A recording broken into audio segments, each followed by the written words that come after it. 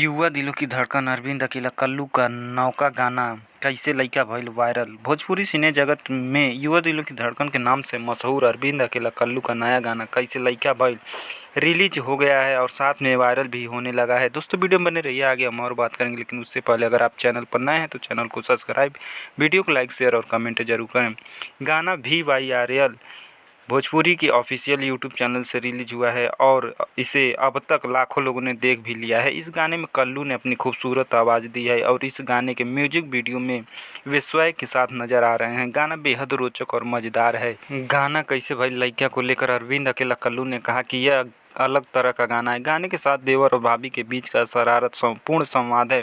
इस गाने के जरिए कल्लू ने अपने चाहने वालों के लिए प्रस्तुत किया है। अब आपको बता दें, यह गाना पसंद आएगी। इस गाने की मेकिंग भी बहुत खास हुई है। कल्लू ने कहा कि यह गाना आपको ज़रूर पसंद आएगा।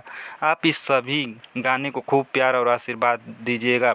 आपको बता दें कि गाना कैसे लइका भइल का लिरिक्स रोशन सिंह विश्वास ने तैयार किया और म्यूजिक प्रियांशु सिंह ने निर्देशक दीपांश सिंह हैं, एडिटर जितेंद्र सिंह जीतू हैं, PRO रंजन सिंह हैं। दोस्तों पूरा वीडियो देखने के लिए धन्यवाद। मिलते हैं अगले वीडियो में, तब तक के लिए जय हिंद, जय भारत।